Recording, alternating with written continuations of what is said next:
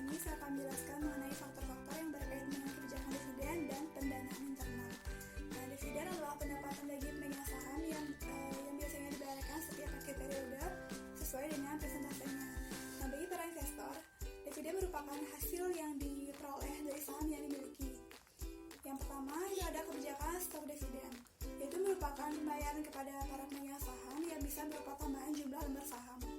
Yang kedua, kebijakan stok dividen merupakan kebijakan akan menurunnya jumlah lembar saham dengan cara pengurangan jumlah lembar saham menjadi lebih sedikit dengan penambahan harga nominal per lembar secara proporsional. Yang ketiga, kebijakan reserve split, itu merupakan kebijakan akan menurunnya jumlah lembar saham dengan cara pengurangan jumlah lembar saham menjadi lebih sedikit dengan penambahan harga nominal per lembar secara proporsional. Dan yang keempat, itu ada saham treasury, yaitu merupakan saham milik perusahaan yang pernah dikeluarkan dan beredar kemudian dibeli kembali oleh perusahaan tersebut. Adapun rumus-rumus yang digunakan dalam kebijakan dividen, yang pertama ada stok dividen sama dengan persen stok dividen dikali jumlah lembar saham. Yang kedua, saham biasa, yaitu harga nominal dikali stok dividen ditambah jumlah lembar saham. Yang ketiga, saham biasa baru, yaitu sama dengan saham biasa lama ditambah stok dividen dikali harga nominal. Yang keempat, agio saham, yaitu agio saham lama ditambah stok dividen dalam kurung buka harga nominal dikurangi harga pasar, atau agio saham lama dikurangi stok dividen dalam kurung buka harga nominal dikurangi harga pasar. Dan yang kelima itu ada laba yang ditahan, yaitu laba yang ditahan lama dikurangi stok dividen dikali harga pasar.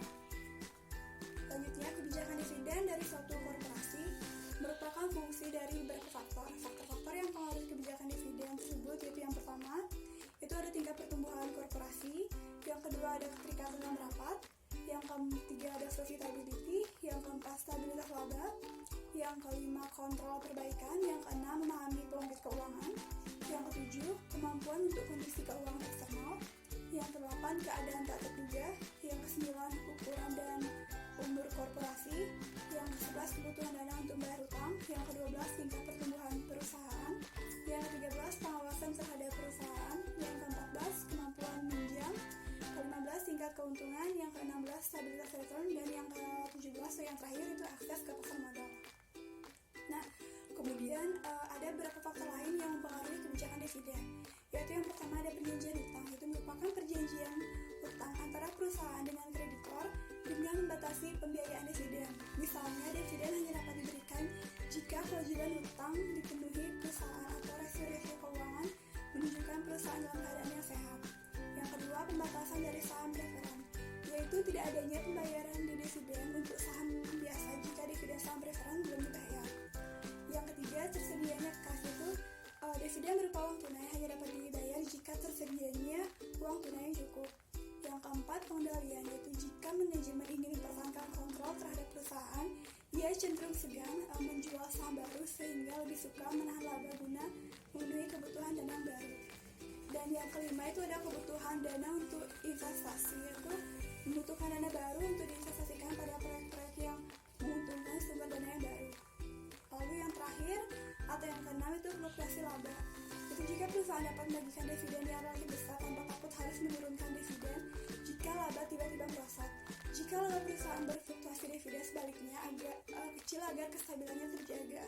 Nah, selain itu perusahaan dengan laba fluktuasi sebaliknya tidak menggunakan utang guna mengurangi risiko kebangkrutan. Nah, sekian pemaparan materi dari saya. Selanjutnya akan dilanjutkan oleh rekan saya. Terima kasih.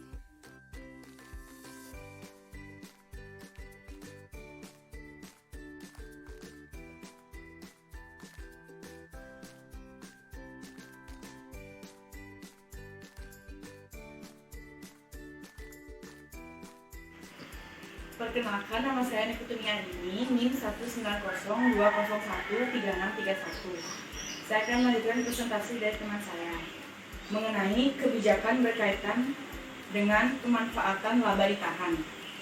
Ada beberapa kebijakan dividen dengan pemanfaatan laba ditahan yang dapat dilakukan, yaitu yang pertama kebijakan dividen yang stabil.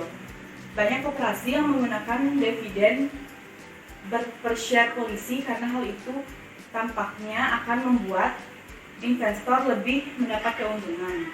Kebijakan dividen yang stabil biasanya digunakan koperasi yang mempunyai tingkat risiko yang rendah. Ya, walaupun dalam satu tahun koperasi menunjukkan kerugian dan tidak memperoleh profit dividen karena sudah menjadi suatu kebijakan, maka dividen lama tetap dipertahankan untuk dibayar. Yang kedua yaitu rasio konstan pembayaran dividen. Dengan kebijakan seperti ini, suatu persentase akan tetap dibayarkan sesuai dividen. Karena net income selalu berbeda-beda, maka dividen yang akan dibayarkan akan berbeda-beda. Dengan penggunaan pendekatan ini, apabila penghasilan koperasi menurun secara drastis atau jika terjadi kerugian, maka dividen yang dibayar sangat tajam dan drastis dipotong, bahkan tidak ada pembayaran. Yang ketiga, kebijakan secara kompromi, yaitu salah satu pendekatan yang terbaik dalam menentukan kebijakan dividen. Dalam menentukan kebijakan dividen dapat ditentukan suatu cara untuk mendapatkan jalan keluar yang sama menguntungkan, baik kepada pemegang saham maupun kepada manajemen koperasi. Salah satu kebijakan yang diambil dengan menentukan suatu jumlah yang tetap stabil dalam persentase dividen bagi koperasi di dalam membayarkan sejumlah uang yang rendah bagi pemegang saham, ditambah presentasi kenaikan dalam tahun-tahun berikutnya apabila koperasi berjalan baik. Kebijakan seperti ini sangat fleksibel, terjadi akan menyebabkan ketidaktentuan dalam pikiran investor. Yang terakhir yaitu kebijakan dividen secara residu. Di dalam kesempatan investasi suatu korporasi yang tidak stabil, korporasi menginginkan untuk mempertimbangkan suatu kebijakan yang berfluktuasi. Dengan kebijakan seperti ini, jumlah penghasilan yang ditahan tergantung pada adanya kesempatan-kesempatan investasi dalam tahun ke tahun.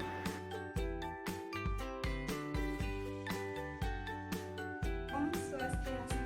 Sebelumnya, perkenalkan nama saya Sulaiman Dewi, NIM 19020136555 dari Prodi 5B Manajemen Story.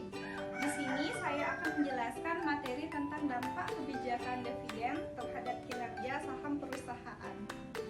Di mana kita ketahui bahwa kebijakan dividen merupakan suatu kebijakan yang dimana perusahaan mampu menetapkan proporsi laba yang dimiliki perusahaan tersebut dan kemudian disetorkan atau dibayarkan oleh pihak investor sesuai dengan saham yang dimiliki perusahaan. Adapun macam-macam kebijakan dividen dibagi menjadi 4. Yang pertama itu ada kebijakan dividen yang stabil. Kebijakan dividen yang stabil, jumlah setiap tahunnya itu relatif tetap atau sama. Yang kedua itu ada kebijakan dividen penetapan jumlah dengan penetapan jumlah, di mana kebijakan dividen dengan penetapan jumlah ini minimal dividen per lembar setiap tahunnya itu dividen minimal plus dan plus jumlah ekstra tertentu. Yang ketiga itu ada kebijakan dividen dengan penetapan dividen, yang dimana penetapan dividen payout ratio yang konstannya, contohnya atau misalnya 50%. Yang keempat itu ada kebijakan dividen yang fleksibel, di mana kebijakan dividen yang fleksibel ini besarannya setiap tahun disesuaikan dengan proporsi finansial dan kebijakan finansial dari perusahaan tersebut.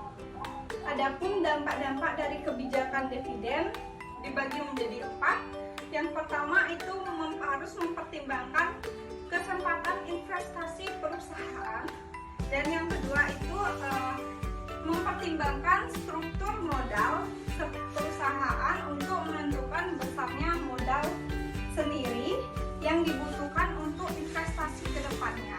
Dan yang ketiga itu ada memanfaatkan laba ditahan untuk menentukan kehidupan akan modal sendiri.